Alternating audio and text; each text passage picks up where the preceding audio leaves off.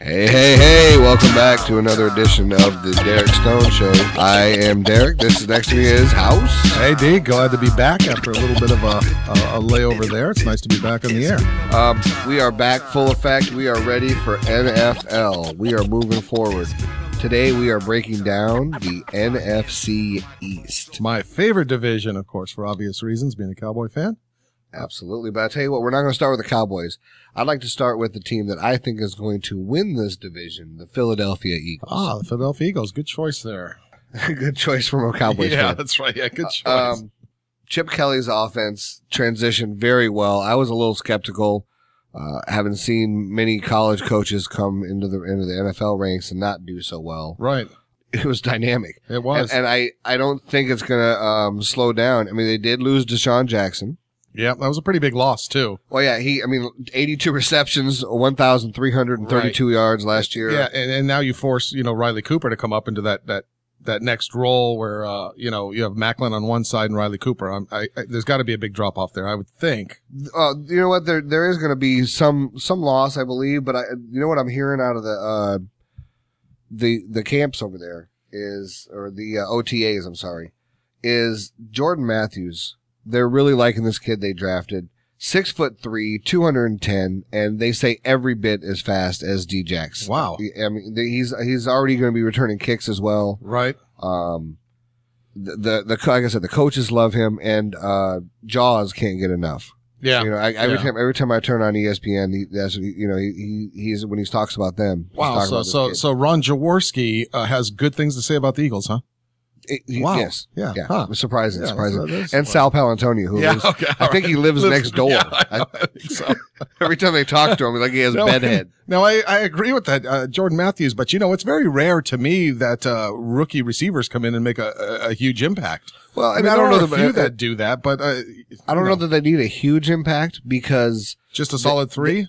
Exactly? They need someone to be able to take the top off like D-Jax did. That's all. They don't need anybody that's going to catch 83 balls like he did. Okay. Because they have Shady, who is the nastiest running back in the league, in my opinion. Correct. By the way, he does not like to be called Shady anymore. Oh, he doesn't. I don't know if you know this.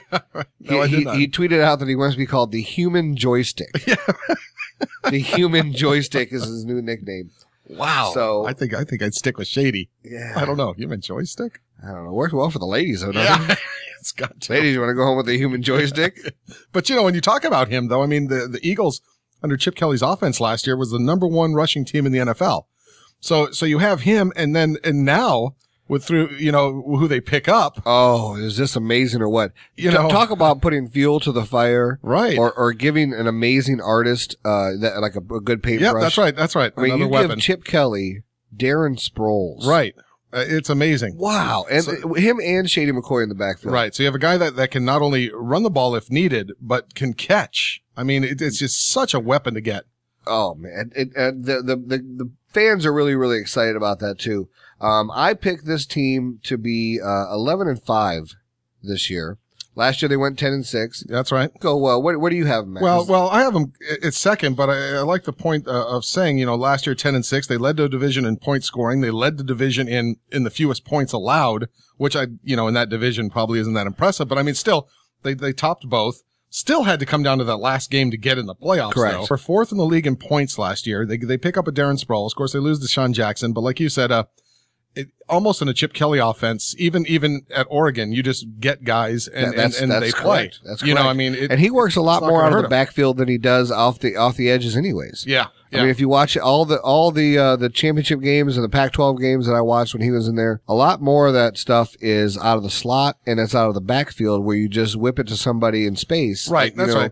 A la Darren Sproles or Reggie Bush and those kind of guys, right. and those guys make it happen. Yeah, absolutely. But the only problem I have with that, and the reason why I don't have them as leading the division is I just can't imagine Foles is going to have the same kind of year he had last year, and then you basically trade Vic for Mark Sanchez.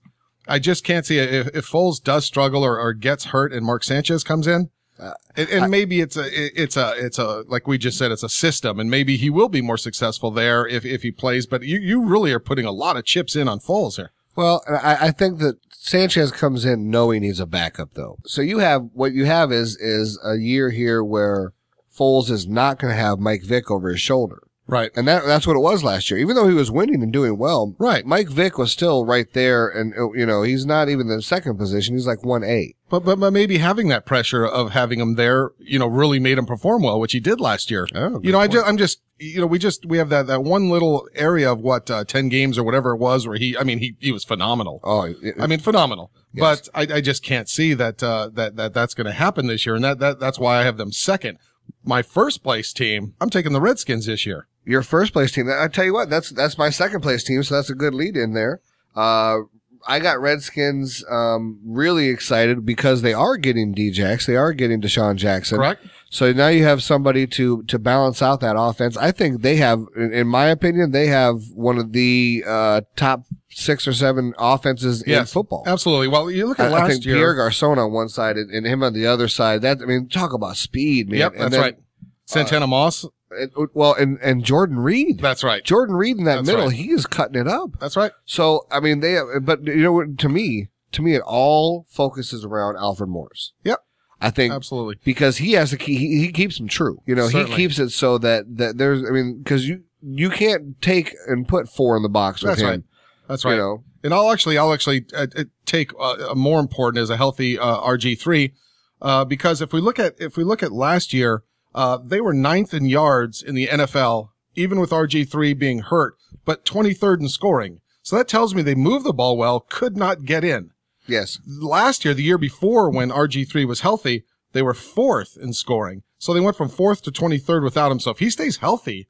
Well, the big thing with that was because tell me how many times you saw him take it in from the 3-yard line and just beat the guy to the corner. That's right. He is that fast. Certainly. So, there is no doubt what's coming when it's 3rd and goal and he's going to go ahead with that bootleg and beat you every time. That's right. And if he can get back to that, if he's healthy, if his leg is there and it's ready, I'll tell you what, this team, they could give the Eagles a real good run for this division. And I think they will. And another big thing was they were 18th in defense and added Jason Hatcher from Dallas, which isn't going to hurt them. Well, you know what else they added was they added Ryan Clark, right? The safety. Right. That's right. What a great locker room guy. What a great on the field guy. Yep. He's a really really big asset. Also, they have a new coaching staff. Yeah, that's right. That's right. The Shanahans are gone. This is a whole new era, and I really think that this team is going nowhere but up. That's right. And it was very close between my Washington and Philly, but Philly last year was 29th in total defense, 29th out of 32 teams. They struggled defensively, but they were in a division that struggled offensively, and defensively both. The Cowboys could score. Well, that whole division couldn't get out of their own way last year. That's right. That's right. Man, they would shoot themselves in the foot on a regular basis. And that's why I gave Washington the edge there was because they are a better defensive team as they showed last year, and they added Hatcher, which I think can only help. They re-signed Arakpo, and I just think that their defense will go up, and if RJ3 stays healthy, I just think that they will have enough to edge Philly by a game. Well, and you're not in bad company because both Skip Bayless and Stephen A. Smith have picked the Washington Redskins to win this division. Okay, so I'm going to change my pick now because I don't ever want to match up with Skip Bayless. But yeah, I do take them. And it's unfortunate that I have to sit here and say that, Washington and Philly are battling for the division lead when I have my Cowboys third. Well, the Vegas has the Redskins at over under 7.5 wins. What do you say? Over. And I got them at 9 and 7, so I say over as well. Yeah. I think definitely over. I've got them at 11 and 5 because I just think think a healthy RG3 is 5-game difference. Who do you have for third place? Yeah, I've got the Cowboys. Now, and it's something that I look at, and Dallas last year was 5-1 in the division. The only game they lost was the year-end game where they got knocked out of the playoffs, by Philly, and they were 5-1. They were second in scoring in the division, third in points allowed, and you look at that how their defense ranked last in yards, but the Redskins gave up more points. Really? Yes. Wow. I tell you what, because that defense last year, House, was one of the worst I've ever seen. Yeah, that's right. And we talked about it in our breakdown whenever you said, how many games did the other team not punt? Yeah, there was 3 games in the year that they didn't have a fourth down. Yeah, that's right. Fourth down. Yeah, that's right. I mean, God. Oh yeah, definitely. They were 32nd in defense. They're the only team that gave up over 400 yards a game. Well, and then now you lose DeMarcus Ware. Correct. I mean, granted, you're trading DeMarcus for DeMarcus. Yeah, that's right. And he's supposedly younger, this, that, and the other, but he's not DeMarcus Ware yet. No, that's for sure. No, not at all. And there are knocks. You know, offensively, they were 5th in the league in scoring last year and not make the playoffs. You know, which obviously their 32 ranked defense helped that. I just think that one of the biggest problems, and the reason why I didn't think that they'll finish higher, obviously, is Sean Lee's injury, but also the fact that they're built to pass, and you don't have a good defense, and you don't have that big back that can just grind out, 3-4 yards a carry. If you're going to have a bad defense, have an offense that can run the ball efficiently. Yeah, take some time off the clock. That's right. They were 24th in rushing, and I just don't see any improvement there. They got Ryan Williams. Well, and that's one of my big knocks on them, too, is that they don't have a solid number 2 wide receiver, and they don't have a solid number 2 running back. I mean, they really don't. They drafted Devin Street, and granted, he looks good on film, but you know what? He was it the 5th round they got him, 4th, 5th round? No, I think you'll be surprised. I think Terrence Williams is going to have a really good year, and I think Dwayne Harris is going to be good. I mean, he showed But they got rid of Miles Austin. Yeah, I know. And I know you're a man crush on Miles Austin. Ever. Yeah, that's right.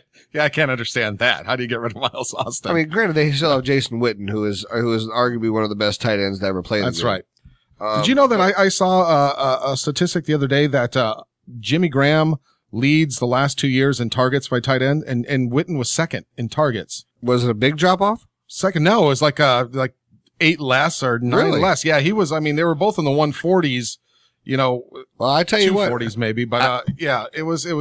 I was surprised at that. Well, I put Witten and Gronk and Jimmy Graham really. I mean, at the top echelon of the tight end position, because they are going to get that many looks. Yep, and I think the difference there is that whenever you talk about your first 2 of Jimmy Graham and Gronk, that they are looked at very big in the red zone. No, Witten's between the 20s. Yeah, that's right. That's right. He'll grind the ball down, but it doesn't seem like he's a big target in the red zone. I don't understand why not. And I don't have the numbers in front of me, but I would be willing to bet a paycheck that he had over 80 catches last year. Yeah. Yeah. I mean, so that's legit, man. Oh yeah, right. Agreed.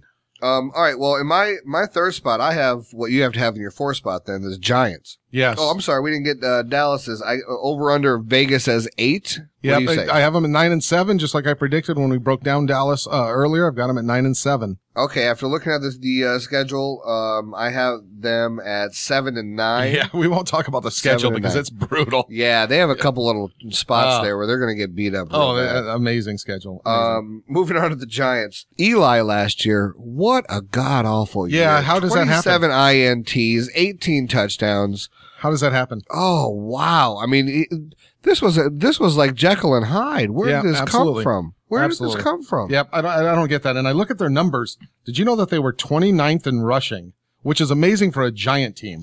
I mean, every time you see the Giants, I always think defense and just grind it out running. 29th in rushing, which made them 28th in total yards and 28th in points. 28th in points? Yes. Really? They average 18 points a game, which is just, it's awful. I mean, even the Redskins, even with their injuries, had 2.5 more points a game average. Wow. Yeah, Eli, like you said, Eli had a horrible season. I can't imagine he's going to have as bad a season, but the only thing that I look at is that I just don't see a tremendous amount of weapons there. When I look at, their running back, Rashad Jennings, solid. I mean, he's going to have a decent year. They're going to have to give him the ball a lot. But Victor Cruz and Ruben Randall are your 2 receivers. Yeah, well, I tell you what, I'm really looking forward to watching Odell Beckham play. I think Odell Beckham could be the rising star this year. He's got the speed. They're going to use him in the return game.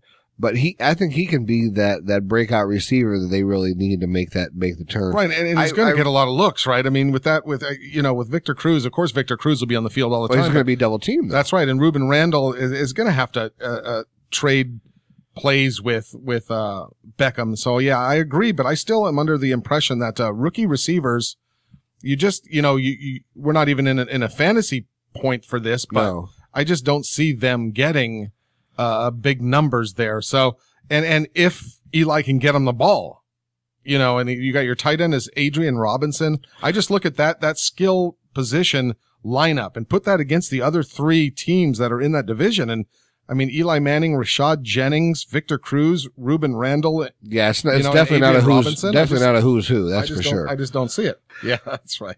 Wow. So I've got Washington winning the division, 11-5, Philly at 10-6.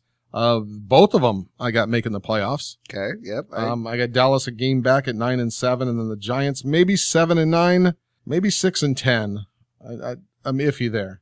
So I have a tie for the last place with 7-9 at Dallas and the Giants. I have Redskins at 9-7. I have the Eagles at 11-5 winning the division.